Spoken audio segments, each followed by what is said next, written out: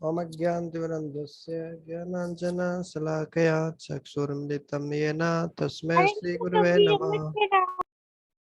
श्रीचैतन्यमनोभीष्टं स्थापितं येन भूतले स्वयं रूप कदा मह्यं ददाति स्वपदान्तिकम्।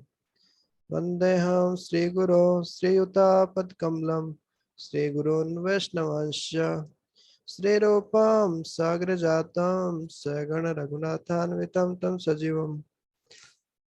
नमो विष्णुपादाय कृष्णप्रेष्ठाय भूतले श्रीमते भक्तिवेदांत स्वामिनिति नामिने। नमस्ते सरस्वते देवे गौरवाणी प्रचारिणे निर्विशेष शून्यवादी पाश्चात्य देश तारिणे। जय श्री कृष्ण चैतन्य प्रभु नित्यानंद श्री अद्वैत गदाधर श्रीवासादि गौर भक्तवृंद। हरे कृष्णा कृष्णा कृष्णा हरे हरे हरे राम राम राम हरे हरे।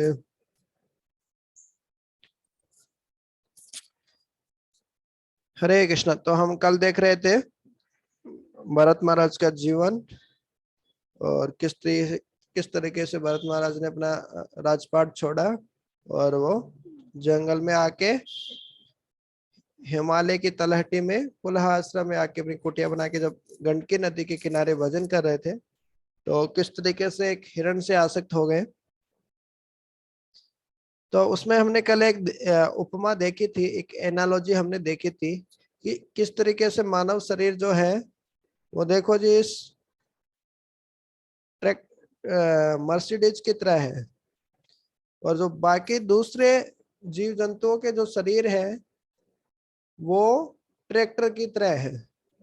मतलब वो भी यात्रा, उनसे भी हम यात्रा कर सकते हैं जी, लेकिन उनसे यात्रा करेंगे तो हमें समय बहुत लगने वाला है, कष्ट बहुत होने वाला है।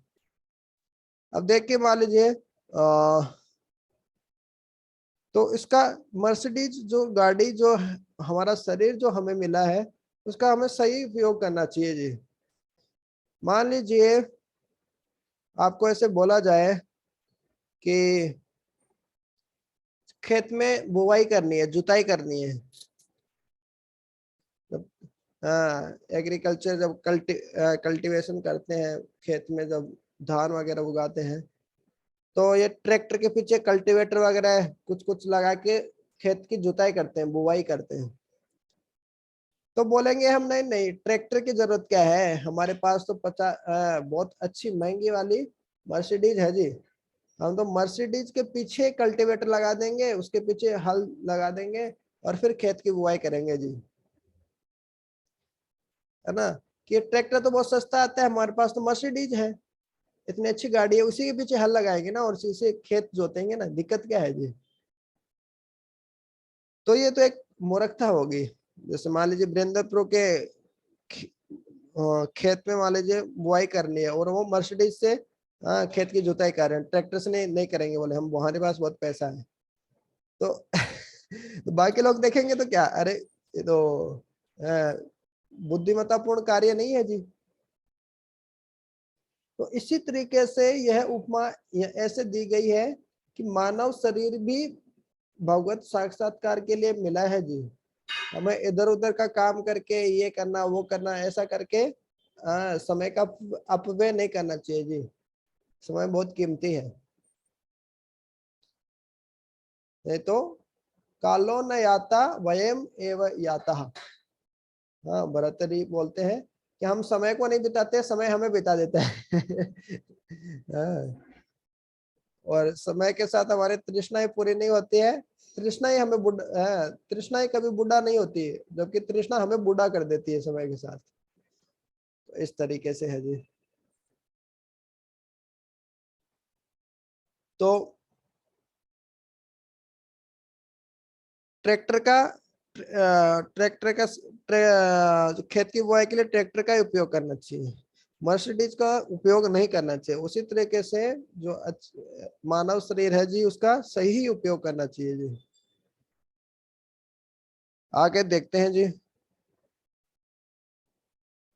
इस प्रकार मानव शरीर जिसमें सारे सुख सुविधाओं का उपभोग कर सकते हैं वो प्रकृति के द्वारा हमें दिया गया है, क्योंकि मानव जीवन ही सबसे महत्वपूर्ण और बाकी अन्य प्राणियों से श्रेष्ठ जीवन है। ऐसा क्यों है जी? देखिए, जो एक न्यायाधीश होता है, एक जज जो होता है, उसको एक जो क्लर्क होता है, जो बाबू होता है, उसे लगभग 10 गुना से ज्यादा सैलरी उसकी कमाई होती है। उसका वेतन, एक क्लर्क के जो वेतन होता है, जो ऊपर आप क्लर्क देख रहे हैं जो ठप्पे पे ठप्पे लगाता है बेचारा, दिन भर कितने सारे स्टाम्प लगाता है, तो फिर भी जो हाई कोर्ट का जो जज होता है वो खाली ऐसे नीचे देखिए, खाली चेयर पे बैठा रहता है और एक दो डिसीजन लेता है, ज्यादा कुछ काम करता नहीं है। फिर भी उसको तो मान लीजिए महीने महीने की 2,000 रुपए सैलरी मिल रही है या 20,000 रुपए सैलरी मिल रही है, तो इनको 2 लाख रुपए सैलरी मिलती है लगभग। तो ऐसा क्यों है? काम तो देखिए क्लर्क है, बाबू है, वो ज्यादा कर रहा है, दिन भर बेचारा स्टाम्प लगाता है, पेपर को इधर से उधर करता है। वो जो जज है, जो न्यायालय में जो न्यायाधीश है, वो तो ज्यादा कुछ काम नहीं करता है जी, वो तो खाली बैठा बैठा रहता है और कभी जब कुछ कोई निर्णय लेना होता है तो खाली निर्णय दे देता है। तो ऐसा क्यों है? उसकी नौकरी, उसका वेतन ज्यादा होना चाहिए, उल्टा इसका वेतन क्यों ज्यादा है जी? हाँ, उसका उसका उत्तर क्योंकि इसको। उसकी रिस्पॉन्सिबिलिटी ज्यादा है। या तो उनके जो कार्य है उसका स्वभाव अलग अलग है। उनका जो कार्य है वो हायर नेचर का है, उच्च स्वभाव, उच्च प्रकृति का कार्य है। जो कार्य वो कर रहा है वो क्लर्क नहीं कर सकता है। तो उसी तरीके से इंसान का भी जो रिस्पॉन्सिबिलिटी है, वो जो जिम्मेदारी है, जो दायित्व है, वो भी उच्च स्वभाव का है। हम जानवरों की तरह नहीं बोल सकते कि देखो एक कुत्ता कुछ नहीं करता, दिन भर कुछ मिल जाता है खा लेता है, दिन भर सोता रहता है, आराम से घूमता फिरता है, कुछ भी नहीं करता है, हमें कितना टेंशन लेना पड़ता है, ये करो वो करो। तो बोले इन जानवरों का जीवन अच्छा है, कह के बारे से भी दिमाग में आता है। तो लेकिन हम ऐसा नहीं बोल सकते। जिस प्रकार हाई कोर्ट का जज है उसकी जिम्मेदारियां ज्यादा है, तो उसी तरीके से हमारी जिम्मेदारियां भी ज्यादा है। और क्योंकि हमें मानव शरीर जो मिला है, और यदि हम मानव शरीर का उपयोग भी अपने ही इंद्रियों के तर्पण में लगा देते हैं जैसे कि जानवर लगाते हैं, तो इसको बोला जाता है किलर ऑफ द सोल, आत्महा, जो अपने आत्मा खुद की ही आत्महत्या कर लेता है, इस प्रकार बोलते हैं जिसमें। भागवत में एक श्लोक आता है, वो ठीक ऐसे ही बोलता है, आत्महा। भागवतम के 11वें स्कंद में आता है ये श्लोक। उसमें बताते हैं कि निर्देहम आद्यम सुलभम सुदुर्लभम पल्लवम सुकल्पम गुरु कर्णधारम। फिर उसके बाद में आता है, मयानुकूलेन नभस्वतेरितम पुमान न तरेत स आत्महा। तो वहां पे ये शब्द आता है आत्महा। और भी एक दो जगह और भी आता है भागवतम में कि आत्महा मतलब अपने खुद की ही हत्या कर रहा है जी, आत्महत्या कर रहा हूँ। किसको बोला है?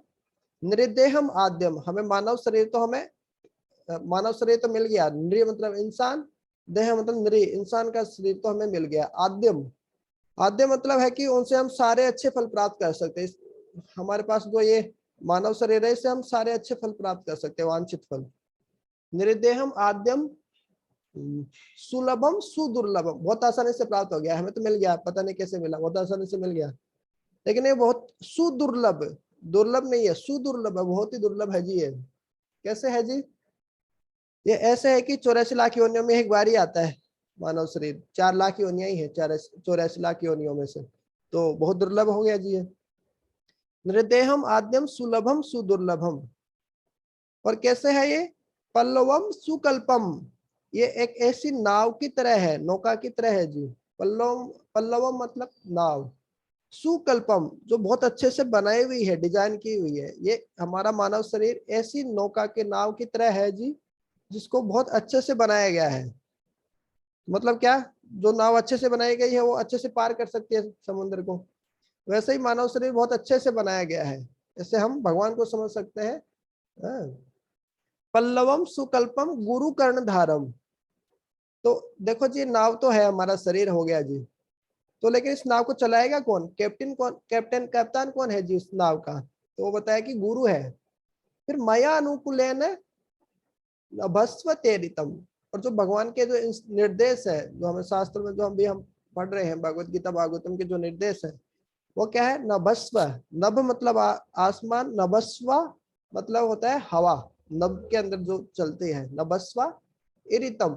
तो हवा भी, मान लीजिए नाव पहले तो इंजन से नहीं चलती थी, नाव ऐसे ही चलती थी, ऐसे ढोते थे नाव को। तो जिस जिस दिशा में हवा चल रही है और उसी दिशा में यदि हमारी नाव चल रही है तो बहुत आसान हो जाता है नाव को चलाना। सापेक्षिक गति जो हम पढ़ते हैं, तो उसमें दोनों के वेग जो है, गति है, वो जुड़ जाती है इस तरीके से। तो नभस्व तेरी, तो इस तरीके से भगवान के गुरु हो गए हमारे कप्तान, हमें अच्छी नाव मिल गई है, हमारे गुरुजी भी मिल गए हैं, शिला प्रभुपाद भी मिल गए हैं, कैप्टन भी है हमारे पास में, और भगवान के निर्देश भी हैं जो कि अनुकूल हवा के समान है। मया अनुकूलेन नभस्व इरितम। इसके बाद में भी यदि पुमान न तरेत, यदि पुमान मतलब व्यक्ति, इंसान, यदि न तरेत भवाब्धिम, जो भव प्लस अब्धिम, जो ये भव सागर जो है उसको पार नहीं करता है जी, पुमान न तरेत भवाब्धिम, वो क्या है? स आत्महा, वो एक तरीके से अपनी आत्महत्या कर रहा है। बोला आत्महत्या तो नहीं कर रहा, बाहर के शरीर की आत्महत्या नहीं कर रहा, लेकिन अपने आत्मा की हत्या कर रहा है, क्योंकि इतना सब कुछ मिलने के बाद में भी वो भक्ति नहीं कर रहा है, मानव शरीर का फायदा नहीं उठा रहा है जी। आगे देखते हैं। उसके बाद देखो जी क्या होता है भरत महाराज के साथ। हालांकि यद्यपि भरत महाराज इन सभी तथ्यों से अवगत थे कि आसक्ति क्या होती है, ये क्या होता है, सब जानते थे भरत महाराज, लेकिन फिर भी उन्होंने सोचा, चूंकि यह हिरण, चूंकि इस हिरण ने मेरा आश्रय लिया है, मेरी शरण ली है जी, तो मैं इसकी कैसे उपेक्षा कर सकता हूँ? करुणा देखिए उनके मन में है, दया देखिए। यद्यपि यह मेरे आध्यात्मिक जीवन को बाधित कर रहा है, लेकिन मैं इसकी उपेक्षा नहीं कर सकता हूँ। एक ऐसा व्यक्ति की उपेक्षा करना बहुत बड़ा अपराध होगा जिसने कि मेरा आश्रय जो लिया है। इस तरीके से भरत महाराज सोच रहे हैं। भरत महाराज एक्चुअली हमें शिक्षा दे रहे हैं। भरत महाराज ऐसे भ्रमित नहीं होने वाले हैं, लेकिन हमें अपने आचरण से सिखा रहे हैं जी। देखो हमें भी कई बार क्या लगता है, अरे इसको तो कोई आश्रय देने वाला नहीं है, बिल्कुल ऐसा ही है, इनको तो मैं ही आश्रय दूंगा। तो बहुत कुछ करते हैं और आसक्ति ऐसे पैदा हो जाती है। अभी प्रश्न पे आते हैं जी। यदि आपको अपनी आध्यात्मिक जीवन से समझौता करने के लिए कुछ महत्वपूर्ण चीजें बाधित करती हैं, तो उस समय आप क्या करेंगे? पहला ऑप्शन है, मैं अपने आध्यात्मिक जीवन के प्रति बहुत सतर्क रहूंगा और भक्तों के संग के लिए प्रयास करूंगा।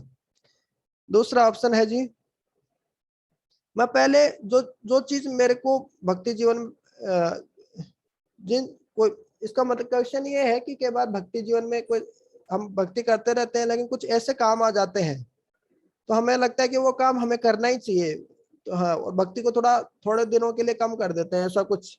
तो उस समय आप क्या करेंगे? तो पहला ऑप्शन है कि मैं नहीं, भक्ति को नहीं छोड़ूंगा, बहुत सावधान रहूंगा और भक्तों के संग में रहने का प्रयास करूंगा।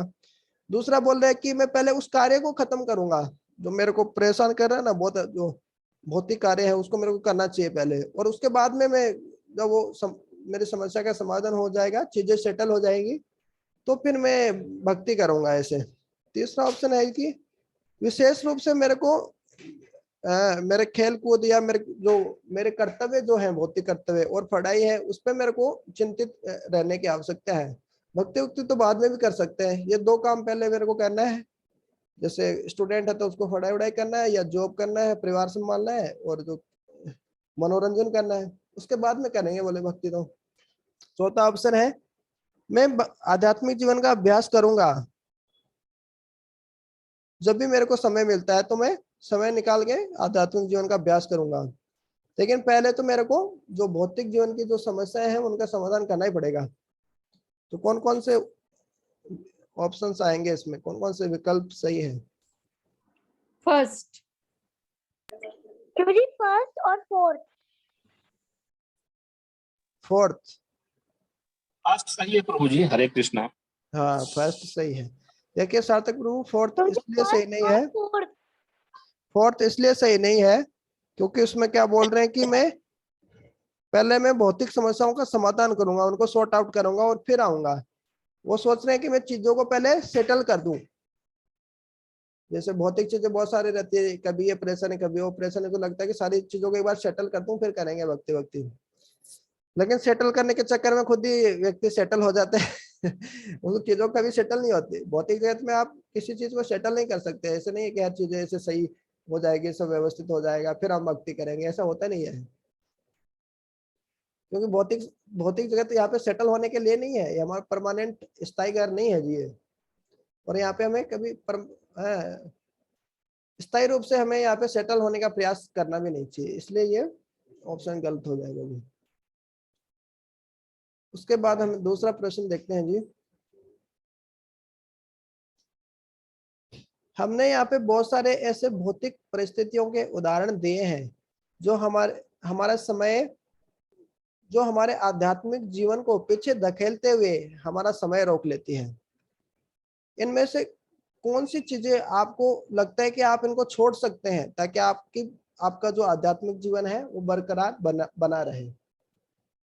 पहला है मूवी देखना, वीडियो गेम खेलना, सर्फिंग, इंटरनेट, गिटार बजाना। दूसरा है क्रिकेट खेलना, मित्रों के साथ इधर उधर जाना, व्यायाम करना, जॉगिंग करना। तीसरा है दोपहर में सोना, छुट्टी के दिन आराम करना, मित्रों के साथ इधर उधर की बात करना, ग्राम में इकट्ठा करना और सुबह लेट तक सोते रहना। कौन सा विकल्प आएगा? प्रभु जी क्वेश्चन क्या है? चारों। चारों आ जाएंगे। क्वेश्चन ये है कि आप अपने भक्ति को बरकरार रखने के लिए कौन कौन सी चीजों को छोड़ सकते हैं। अब ऐसे तो है नहीं, मूवी नहीं देखेंगे तो हमारा पेट खाना हजम नहीं होगा या हमें उल्टी हो जाएगी, ऐसा तो कुछ है नहीं, तो छोड़ सकते हैं ना ये सब चीजें। तो गिटार नहीं बजाएंगे, इंटरनेट वीडियो गेम नहीं खेलेंगे तो हम जी नहीं पाएंगे। हम कैसे जी पाएंगे भाई? हमारा आज तो हमने गेम नहीं खेला, हम तो प्रभु जी मित्रों के साथ चारों आएंगे। हाँ चारों आ जाएंगे। आगे देखते हैं जी। भरत महाराज के व्यवहार के प्रति एक सकारात्मक दृष्टिकोण क्या हो सकता है जी? वे दोनों कार्य एक साथ नहीं कर सकते हैं। या तो उन्हें हिरण की देखभाल करनी चाहिए या भगवान पर ध्यान करना चाहिए। उन्हें केवल एक ही विकल्प का चयन करना चाहिए। दूसरा ऑप्शन है जी, वो जंगल में एक हिरण के साथ संबंध स्थापित करने के लिए और उसके संबंध को बढ़ाने के लिए नहीं आए हैं। उसको हिरण को तुरंत फेंक देना चाहिए वहां से, अपने आश्रम से। तीसरा ऑप्शन, यदि हिरण के साथ उनका आध्यात्मिक जीवन प्रभावित होता है तो उस हिरण को जाने देना चाहिए, जो दूसरे हिरण उनके साथ छोड़ देना चाहिए, क्योंकि अब तो हिरण बड़ा हो गया ना। चौथा ऑप्शन, हिरण के प्रति आसक्ति को कम करो, आध्यात्मिक जीवन को प्राथमिकता दो, हिरण को बाद में। प्राथमिकता भक्ति को, हिरण की देखभाल दूसरा, और भक्तों के संग का प्रयास करो। कौन सा विकल्प आएगा?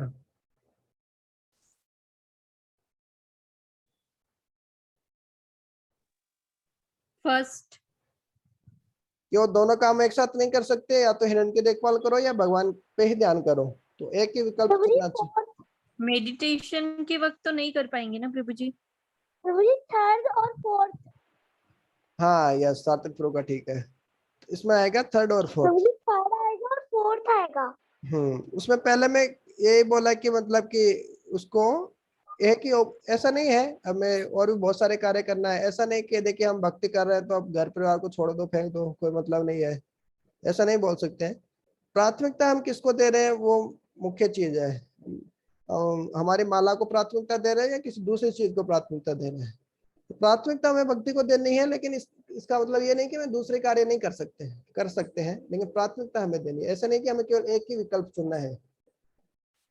तो इसमें आ जाएगा थर्ड और फोर्थ, कि अभी हिरण बड़ा हो गया तो अभी तो उसको छोड़ सकते हैं ना, तो दूसरे हिरणों के साथ भी रह सकता है, और या उसको आध्यात्मिक जीवन को प्राथमिकता देनी है, हिरण को बाद में करना है, इस तरीके से। उसके आगे देखते हैं जी। भरत महाराज जब हिरण खो जाता है, गुम जाता है, तो खोए हुए हिरण की तलाश में, बहुत चिंतित अवस्था में भरत महाराज खोए हुए हिरण की तलाश करते हैं जी। एक दिन भरत महाराज ध्यान लगा रहे थे, उन्होंने हमेशा की तरह जैसे ही आरंभ किया, तो उन्होंने भगवान के बजाय हिरण के बारे में सोचना शुरू किया। अपने ध्यान को बीच में ही तोड़ते हुए उन्होंने अपने आसपास देखा कि हिरण कहाँ पे है, लेकिन उन्होंने उसको खोजने का प्रयास भी बहुत किया, लेकिन उन्हें दिखा नहीं, उन्हें हिरण कहीं मिला नहीं। उनका मन बहुत ही उद्वेलित हो गया, उत्तेजित हो गया, जैसे कि मानो कोई कंजूस व्यक्ति अपना पैसा खो देता है। तो जब कोई कंजूस व्यक्ति का जब पैसा गुम जाता है ना, एक भी रुपया गुम जाता है, तो वो चिंतित हो जाता है, इधर उधर देखता है पूरा। जैसे किसी का मान लीजिए बस में 10 रुपया खो गया, तो वो पूरी बस को हिला देगा, अरे मेरा 10 रुपए खाएंगे, 10 रुपए खाएंगे, ऐसे पूरा हिला देता है वो। कंजूस आदमी को पैसे से बहुत प्रेम होता है। उसी तरीके से भरत महाराज को हिरण से इतना प्रेम था, अरे हिरण कहाँ गया, हिरण कहाँ गया मेरा। तो इसी तरीके से वो उठे अपने ध्यान की अवस्था से, वो तुरंत ही अपने चारों तरफ आश्रम में उनकी खोज छानबीन शुरू कर दी, लेकिन हिरण उनको कहीं पर भी नहीं मिला।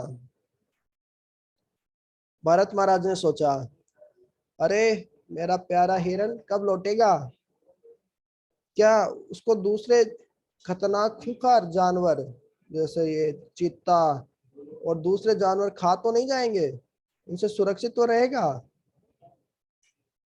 मैं उसको दोबारा कब देखूंगा बगीचे में इधर उधर घूमते हुए, ऐसे चिंतन करें, देखिए वो कब उनको मैं इसे दोबारा से देखूंगा हरी भरी घास खाते हुए, फुदकते हुए। यदि शाम तक हिरण नहीं लौटा और भरत महाराज बहुत ही चिंतित हो गए, क्या मेरे प्यारे हिरण को किसी भेड़िए ने खा लिया है, ये देखिए भेड़िया, या किसी कुत्ते ने उस पर आक्रमण कर दिया है, या कोई जंगली सुअर ने उसको खा लिया है, कि चीता ने उसको खा लिया है। सूर्यास्त हो रहा है और अब बेचारा प्राणी जिसने मेरे पे विश्वास किया था पता नहीं कहाँ गया। तो इस तरीके से देखिए कितनी करुणा सहानुभूति जग रही है भरत महाराज के हृदय में।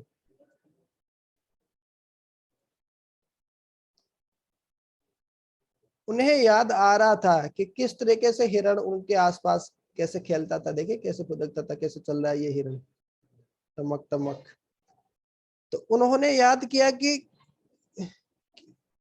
वो कुछ कभी कभी उनको धकेलते थे और हिरण उनके सामने से चला जाता था, फिर उनसे नाराज होने का बहाना करते और फिर उनके पास में आ जाते और उनके पूजा में और ध्यान में बाधा डालते, और कुछ ही देर के बाद में वो हिरण चिंतित हो जाता डर की स्थिति में और बैठ जाता बिना कोई गति किए हुए कुछ दूर जाकर। तो इस तरीके से भरत महाराज हिरण का चिंतन कर रहे थे। वो सोच रहे थे कि मेरा जो हिरण है वो तो ठीक वैसा ही है जैसा एक छोटा सा राजकुमार होता है, वो कब वापस लौटेगा, और कब मेरा जो मेरे हृदय पे जो घाव लगा है, मेरे हृदय पे जो चोट लगी है क्योंकि मेरे को छोड़ के चला गया ना, तो वो कब दोबारा से हिरण आएगा और कब मेरा हृदय को शांत करेगा। तो जिससे प्रेम होता है, जब उसे बिछो होता है तो उसका हृदय टूट जाता है। उसी तरीके से भरत महाराज का हृदय टूट गया। वो बोल रहे कि मेरा हृदय टूट गया है, कब वापस आएगा हिरण और मेरा हृदय शांत होगा। इस तरीके से वो सोच रहे हैं, पूजा करते करते वही सोच रहे हैं। क्या आप ऐसे कुछ साहित्यिक उदाहरण बता सकते हैं, वेदों में शास्त्रों में बताए हुए उदाहरण बता सकते हैं जहाँ पे एक आध्यात्मिक व्यक्ति अपने आध्यात्मिक अभ्यास से भ्रमित हो गया और वो कुछ भौतिक चीजों के प्रति आसक्त हो गया? तो इसमें कौन कौन से उदाहरण आएंगे? विश्वामित्र मेनका के विश्वामित्र और अजामिल प्रभु जी, अजामिल। अजामिल वेश्या के प्रति, जो कि जी। लक्ष्य हीरा थी, जिनको एक बार संबंध के लिए लाख हीरा देने पर उसकी कीमत थी, तो वो भ्रमित हो गए। तो ये सॉरी वो तो हरिदास ठाकुर का है लक्ष्य हीरा वाला। तो अजामिल है वो वेश्या के प्रति आकर्षित हो गए और अपने आध्यात्मिक जीवन को खो बैठे। तो ये सही उदाहरण है। हरिदास ठाकुर, ये आएगा कि नहीं आएगा उदाहरण? हरिदास ठाकुर और लक्ष्य हीरा। नहीं प्रभु जी, नहीं हरिदास आया। ठाकुर हाँ, जी नहीं आएगा, क्योंकि वो तो आकर्षित नहीं हुए थे, वो तो अपना जप ही का वो एकदम अपोजिट है ना। हाँ वो अपोजिट है। ठीक है, तो ये नहीं आएगा। उसके बाद में पहला है विश्वामित्र और मेनका, ये आ जाएगा क्योंकि वो भ्रमित हो गए थे, भक्ति छोड़ दिए थे वो। फिर है ऋषि श्रृंग और उर्वशी। ये वाल्मीकि रामायण पढ़ेंगे भक्ति विकास स्वामी महाराज की लिखी हुई, तो उसमें भी आता है ये ऋषि श्रृंग वाला पास टाइम। तो उसमें भी ऋषि श्रृंग है, वो भी उनके प्रति आकर्षित हो जाते हैं। और एक्चुअली उनके पिताजी रहते हैं, वो उनको ब्रह्मचारी बनाना चाहते हैं। उन्होंने कभी किसी स्त्री का मुख भी नहीं देखा था, लेकिन जब वो स्त्रियां वेश बदल के आती है तो उनको पता नहीं रहता कि क्या स्त्री होता है क्या पुरुष होता है, नॉलेज नहीं रहता है, तो इस तरीके से वो भी आकर्षित हो जाते हैं इस तरीके से, तो वो भी भ्रमित हो जाते हैं। तो तीसरे को छोड़ के बाकी 1 2 4 दोनों सभी आ जाएंगे। एक व्यक्ति माया के भ्रम से कैसे बच सकता है? माया से कैसे छुटकारा पा सकता है? माया की शक्ति को उसको पहचानना चाहिए और अपने इंद्रियों पर नियंत्रण रखना चाहिए। दूसरा, भगवान श्री कृष्ण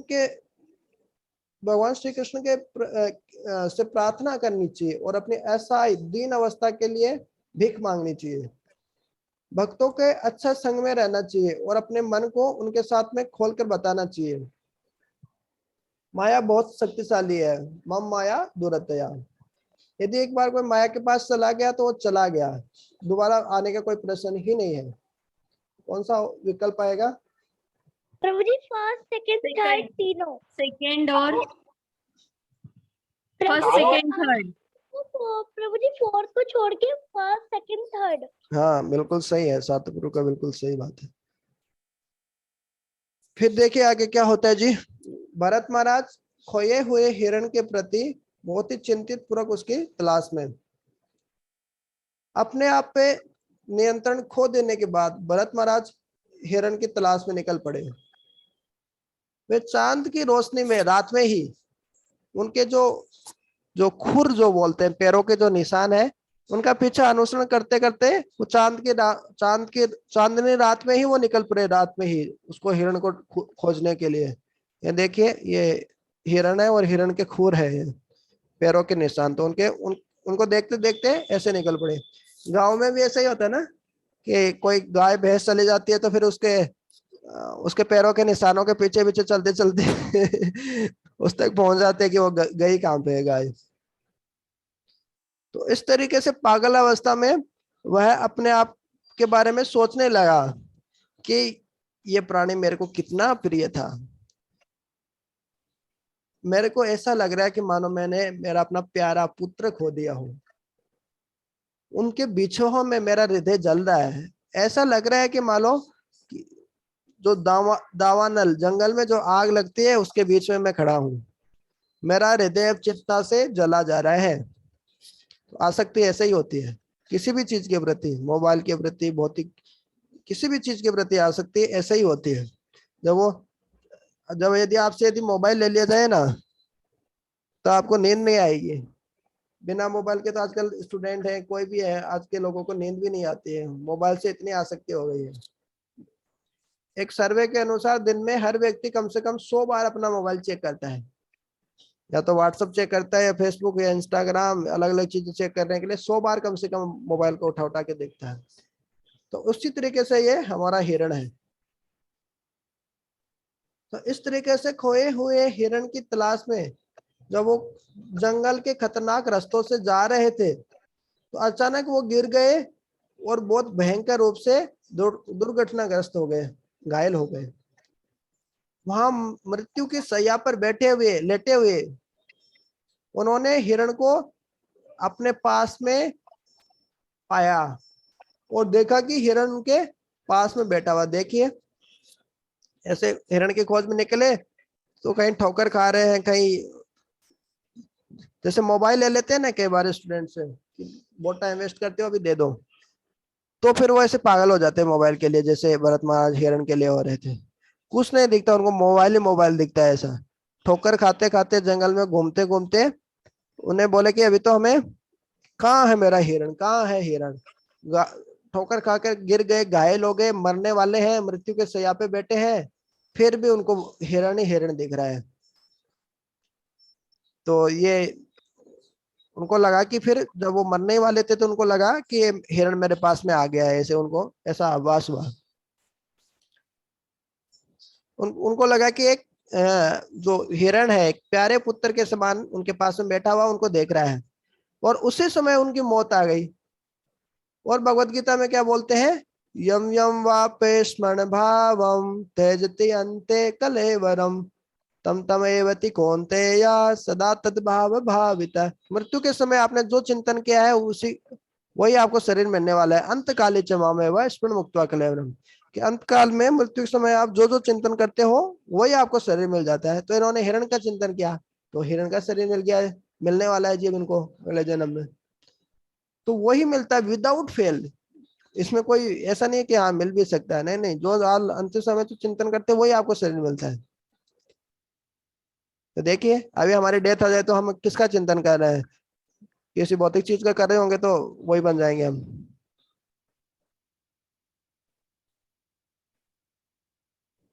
तो इस तरीके से देखिए हिरण के पीछे ऐसा हिरण की देखभाल किया उन्होंने, केयर किया, उनके साथ क्रीड़ा करे, खेलते कूदते थे और उनसे बहुत सम्मोहित हो गए, आकर्षित हो गए, उनसे ऐसे प्रेम स्थापित, प्रेम विकसित कर लिया उन्होंने इस तरीके से। तो हिरण के बारे में चिंतन करने से ऐसा हुआ। तो ये प्रश्न देखते हैं फिर आज हम ये समाप्त करेंगे। भरत जमीन पर गिरने के बाद और भयंकर रूप से घायल होने के बाद में भी एक प्यारे पुत्र के समान उन्होंने हिरण को अपने पास में पाया।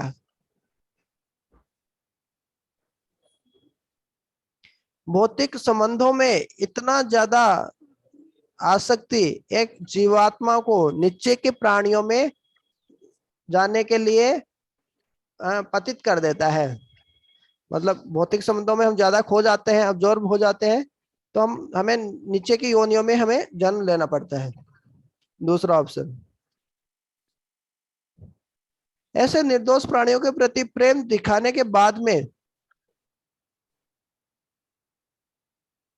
हमें पालतू जानवरों को नहीं पालना चाहिए, उनको प्रोत्साहन नहीं देना चाहिए। कि भरत महाराज से हमें सीख लेना चाहिए।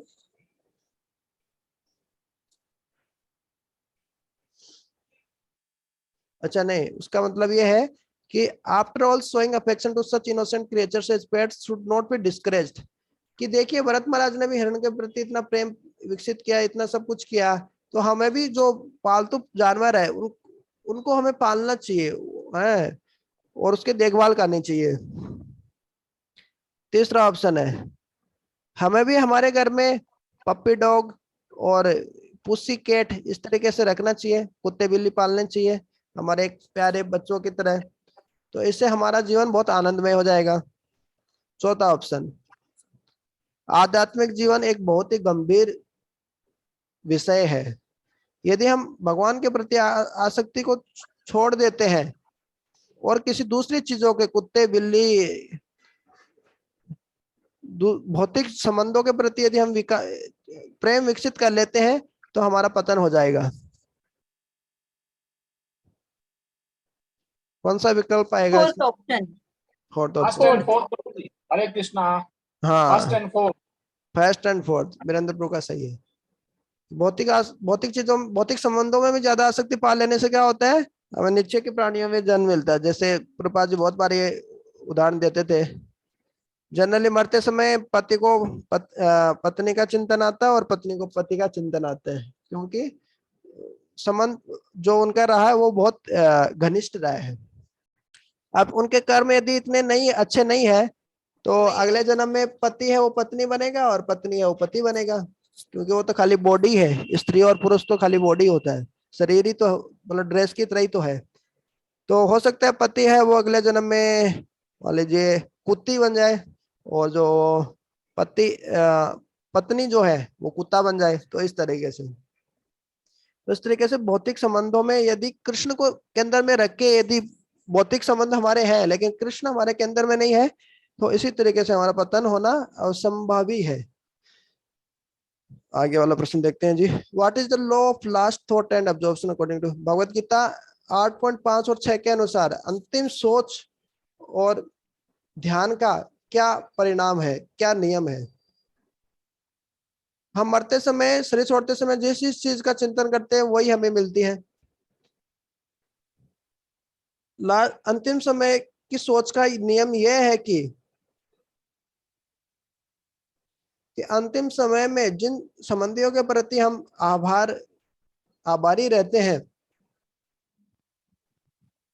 law of last thought is that grateful thoughts one gets for relative at the time of death are the real essence of life, and a person who gets such feelings of the gratitude is a success of life।